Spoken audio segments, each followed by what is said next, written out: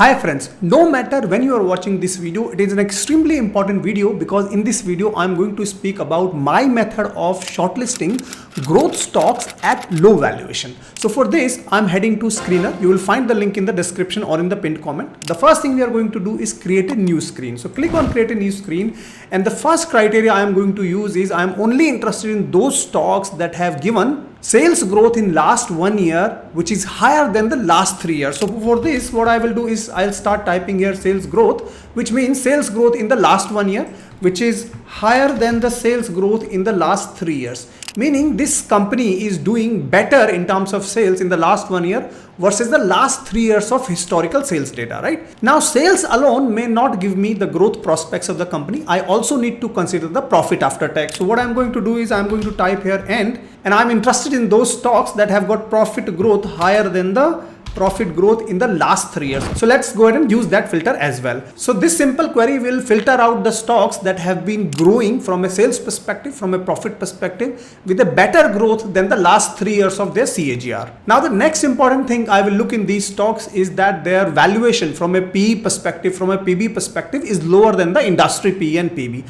So for that what I'm going to do is I'm going to simply use another criteria here. So I want price to earning of these stocks should be less than the industry PE. So I'm only interested in those stocks, right? Also from a PB perspective, let's go ahead and type it out here. Price to book value of these stocks should be less than the industry PV value, right? So these two criteria will help me find stocks that have low valuation as compared to their industry, right? Lastly, I am only interested in the stocks that have got market capitalization greater than 10,000 crore, right? Now here it could be anything that you want to use. I am happy to invest in those companies that have got market cap higher than the 10,000 crores. Now if I run this query, let's see how many stocks are we going to get, and I can see 20 stocks that are coming on my screen. Please do not take any stocks as stock recommendations here. In fact, do not go and invest in any of these stocks because these stocks I have filtered out based on the historical information. I've not used critical information such as what is the order book for these companies, what is the capex plan for these companies, what is the revenue guidance that is coming up in the future. So all the futuristic parameters are not included in these stocks. Therefore, it is extremely important for us to do individual analysis of these stocks. And why I am saying that the information such as order book, revenue guidance, capex plan are extremely important. Let me give you an example for that. Have a look at this stock as an example. A company called Bondada Engineering Limited. It used to run at around 150 rupees per share. In August 2023, it is gone to like 2700 rupees of level in just 1 year's time. And when I was digging deeper to find out what could be the possible reasons that the stock is rallying like this, and I saw that the company is sitting at an order book of confirmed order book of 1700 crores, while the pipeline orders are also 1260 crores.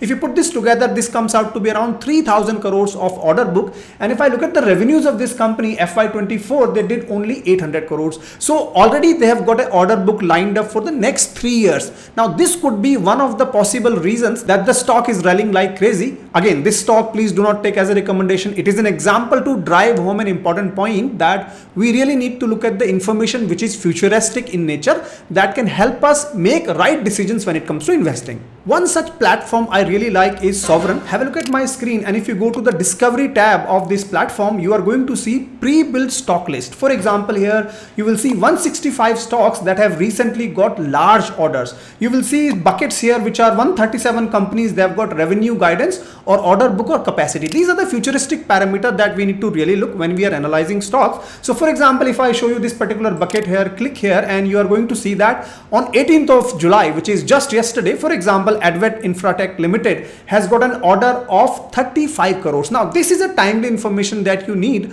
to make some good investing decisions, right? For example, let's have a look at GRSE here, and you will see that on 16th of July, the company got an order of 840 crores. Now this is the timely information that can guide your behavior in terms of doing the right investments. Second very interesting, absolutely free tool this platform provides is Sovrenn Pulse. wherein you can set up your own portfolio and you will get timely information about your own portfolio stocks. For example, here Zen Technology is a stock that I'm invested in. Again, not a recommendation here, giving you example so that you understand it. On 15th of July, the company introduced AI powered defense products. Now, when I get this update, I can go and dig deeper about what really the company is doing lately, and that helps me make decision whether I should continue to hold the stock, whether I should exit the stock, or whether I should accumulate more. Right now, Sovrenn is covering majority of the stocks that have market cap less than 20,000 crores. Lastly, right now, Sovrenn trial is absolutely free for 45 days. You will find the link in the description or in the pinned comments. Go and try this tool out for 45 days as free. And if you like this, you can continue to subscribe for this. Now, coming back to this list of 20 stocks, I can't analyze all 20 stocks here in this video, but I'm going to pick up two examples so that you can understand how to go about doing analysis of individual stock. So the first one that I'm going to pick up is a company called Manappuram Finance here. And the reason I'm picking this up is because the PE ratio of this stock is looking really low as compared to the industry PE. So let's try to understand what is going on in this company and whether this company has a bright future or not. So if you go to screener, very quickly you will see that Manappuram Finance is a NBFC giving loans to people. And if you do a Google, you will find out that Manappuram is the second best gold loan companies in India. Number one is Muthoot Finance. Now here, interesting theory could be that if Manappuram Finance is number 2 and Muthoot Finance is number 1, and if Manappuram Finance is showing signs of better growth than the Muthoot Finance, then it will give me a lot of confidence in investing in Manappuram Finance. So for that, let's try to compare these two stocks. See, the first point of comparison is the valuation. So if you look at the Manappuram Finance at the time of recording this video, the PE is 8.60 versus 23.36. And if I look at the Muthoot Finance, their PE ratio is at around 18.11. So almost more than double is what I can see when it comes to the PE ratio for Muthoot Finance. Let's now drill down and compare some of the extremely important KPIs for these companies. So first of all, have a look at my screen and you will see Manappuram Finance in terms of the AUM, asset under management, has shown a growth of 18.7% year on year in FY24. While in case of Muthoot Finance, if you look at the growth, it is 25% year on year. So meaning to say that Muthoot Finance has shown better AUM growth at a higher base than Manappuram Finance, right? So that is point number 1. But if you look at point number 2, which is in terms of profitability, so if you look at the PAT here, you will see that Manappuram Finance PAT has grown by 46.5%. And let's compare it with Muthoot Finance. We are going to see that Muthoot Finance profit after tax has grown up by around 22%. So Manappuram Finance has grown their profits by 45%, while Muthoot Finance has grown it by 22%.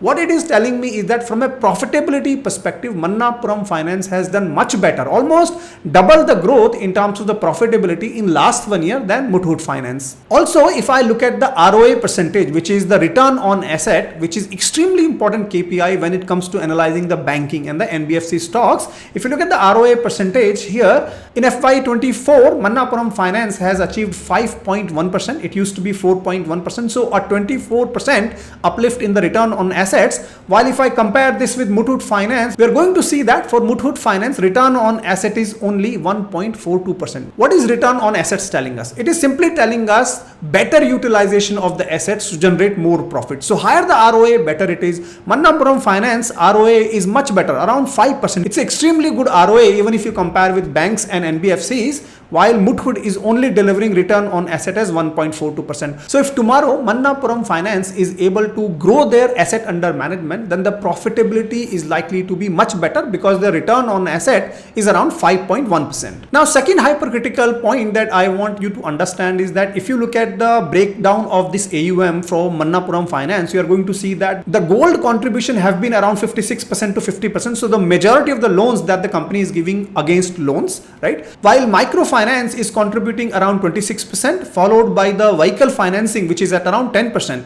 But more importantly, if you see this growth coming in the vehicle finance, which is around 69%, and 37% in home financing, and 49% growth in MSME segment, right? So it's a well diversified NBFC, and we can see that the other segments of the loan book are also growing at a higher rate than the gold loans. Now, whenever the profitability of a bank or a NBFC is growing at a higher speed, one of the things that I need to look at is the the bad debt, which is the gross NPA or the net NPA, because it's very easy to distribute loans, but it is very hard to collect them back. So we really need to look at the bad debt number as well. So if you look at the gross NPA, it is 1.9% as of FY24, and net NPAs are around 1.7%. It is slightly gone up from the FY23, but it is still well under the 2% limit that I look for in terms of the gross NPA. If you look at the shareholding pattern of this company, you are going to see that promoters have maintained the constant stake, while the FIIs in March 2024 have done some buying because the stake have gone up from 28% to around 32%, while the DIIs have done some selling. Now, another interesting point you will note about this company is that their promoter and director Nand Kumar VP in the month of June bought 3,50,000 stocks at a price of 170. So when the promoter is buying the stock, it gives added confidence in my view.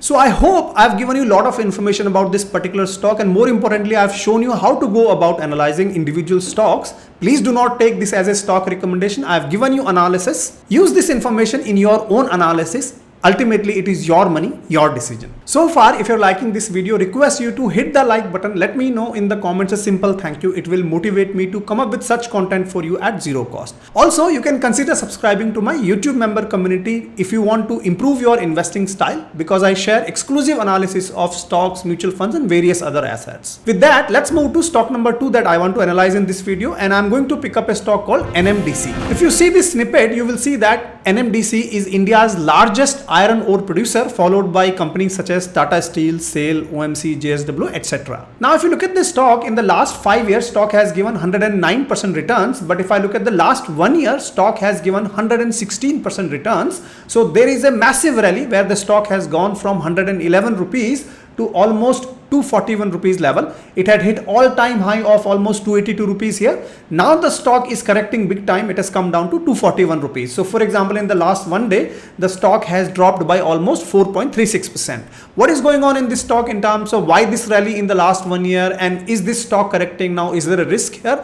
Let me give you 2 to 3 minutes of commentary. If you look at company's FY24 performance, this is where the stock has almost doubled. And if you look at the performance, you will see that the production of this company is up by 10%.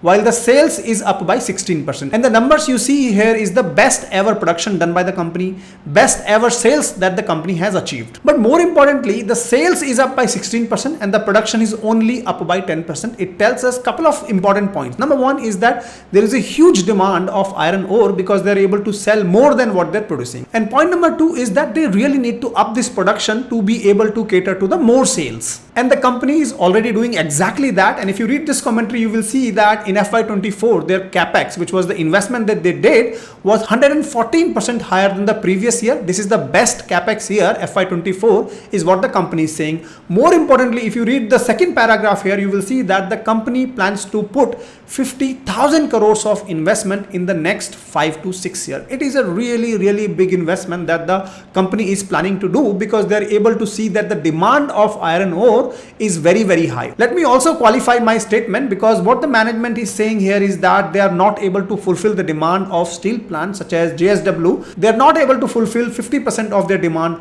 RINL, they are not able to fulfill demand more than 70 to 80%. So the steel plants are asking for more and more iron ore, but the company is not able to produce more. That is why the company is planning to invest 50,000 crores of capex in the next 5 to 6 years. Also, they want to reach to 100 million ton production company. Also, if you just step back and look at the steel industry in India overall, you will see that June 20th, this article was published in ET, and what it is talking about is that due to very high domestic demand for steel, India has become net importer in FY24 versus it used to be net exporter of the steel. This is an extremely important point because it tells us that there is a huge demand of steel in India because of domestic consumption.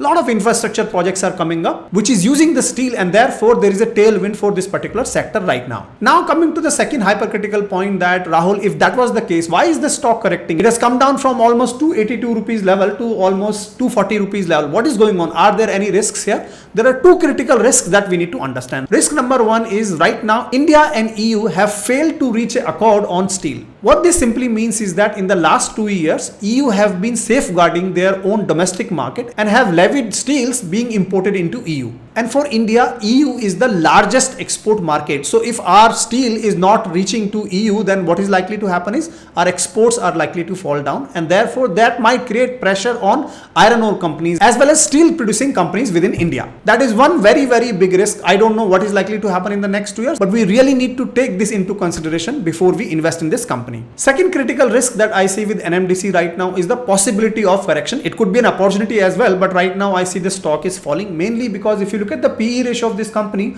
although it is very low, but if you see the last 3 years, it is trading at a very high PE in terms of its median PE, which was around 6, and it is trading at around 11.9 after this correction. Also, if you look at the PB ratio of this company in terms of the median PB in the last 3 years have been around 1.8, but right now the stock is trading at around 2.7 even after this correction. So maybe there is some profit booking going on in this stock right now as well. And also the headwind that I spoke about in terms of India and EU not able to reach the accord on steel might be another reason. Now, please do not take this as a stock recommendation in terms of buying or selling. I have given you a lot of information. Use this information in your analysis and it may help you to make better decisions. Lastly, if you want rich information to analyze stocks, then please go to Sovrenn. You will find the link in the description. I hope you enjoyed this video. I'll see you in my next video. Until then, keep rocking.